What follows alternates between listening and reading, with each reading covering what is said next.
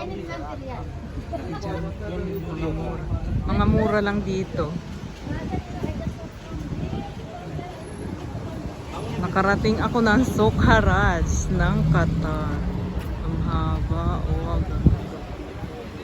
first time kong karating dito. Sokharaj. Nag-video ako, te. Yes, I think it curtains. There. Ang dami. Ayun, hanggang doon. Sa ulo na ng bed, diba? Diba? Parang ang dilim ng ano. Pwede. Bukas pala sila ng 12, 11. Kala ko magdadasal na sila. May mga tali. Oh. May mga kortina. How much that one? This one how much? 30 reals. Oh. This one? 30 reals. 425 only. Ah, 20, 30 yung nakalagay niya sa ano. Oh. Oh, my friend, I'm just asking one. Ayan, ang daming mga ano. Oh, deliver. Ito yung tinatawag nilang Sokharaj, mga madam. Ayan. Madam talaga. Hindi pa rin ako makamubon doon sa ano, mga madam. Ayan. Ayan, oh, may mga ano, curtain rod. Ito. Ayan, ate. Adi, 10 dia. Ha? 10 This one 10 reals. dia. Wow, nice. Ang ganda niya. Sabitan. Oh, sabitan. Iba't ibang sabitan. Pwedeng 5 reals na lang. No, 5 dia. Tinagalog. Ayan. Kuripot. Kuripot si Jem. Sokharaj. How much that one? May mga ano, curtain rod.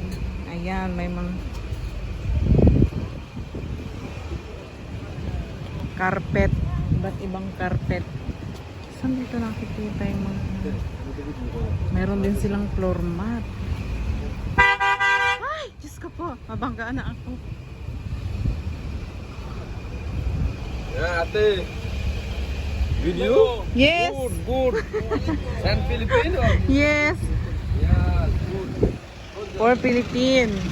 Good job. Good picture.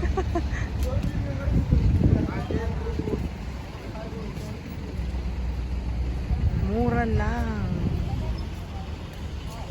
Mga mura lang. Pwede sa sabitan ng bago? Pwede yan. Sa likod ng pinto. Oo. Ayan o, mayroong mga cotton rod din. Tapos ang cortina, magkano? Your curtain is brand new? Ayun, pattern is new. All new.